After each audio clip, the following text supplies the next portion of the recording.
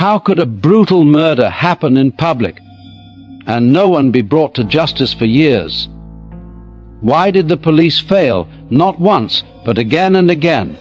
And how did this single case expose the deepest cracks in Britain's justice system?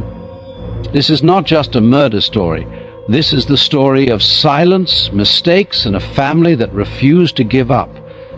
This is the case that haunted the police for decades. On the evening of April 22nd, 1993, in Eltham, South London, an 18-year-old black teenager named Stephen Lawrence was waiting for a bus with his friend. He was an aspiring architect, full of plans, full of life. What happened next would become one of the most painful chapters in British criminal history. As Stephen stood at the bus stop, a group of white youths approached. Without warning, they launched a racist attack. Stephen was stabbed twice. The attackers ran. Stephen ran too, collapsing just yards away. He bled to death on the street. From the very beginning, the police response was deeply flawed. Witnesses were ignored. Clear suspects were not arrested. Vital evidence was mishandled or lost. Within hours, names of local suspects were known. Yet no immediate arrests were made. Friends and family were left in shock, not just by the murder, but by the lack of urgency shown by investigators. As days turned into weeks, it became clear that this was no ordinary failure. The investigation was collapsing from the inside. Stephen's parents, Doreen and Neville Lawrence, refused to stay silent. They demanded justice. But instead of support, they faced resistance. The police treated the family with suspicion rather than compassion. Opportunities to gather evidence were missed. Surveillance was poorly handled. Confessions were ignored. In 1996, 3 suspects were charged. The case fell apart due to lack of evidence that should have been secured years earlier. The suspects walked free.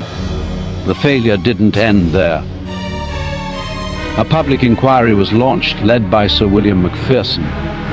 What it uncovered shocked the nation. The report concluded that the Metropolitan Police was institutionally racist. It wasn't just about one murder. It was about a system that failed an entire community. The Stephen Lawrence case forced Britain to confront uncomfortable truths. New laws were introduced. Police procedures were rewritten. The double jeopardy law was changed, allowing suspects to be retried if new evidence emerged. Years passed. Technology improved. Forensic science advanced. In 2011, nearly 18 years after Stephen's death, new DNA evidence finally led to convictions. 2 men were found guilty of Stephen Lawrence's murder. But even then, justice felt incomplete. Others involved were never convicted. Questions remain unanswered. Files remain sealed. Mistakes remain unforgiven.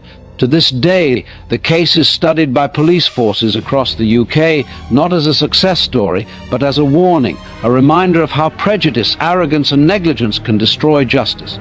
Stephen Lawrence's life was stolen in minutes. Trust in the police was damaged for generations.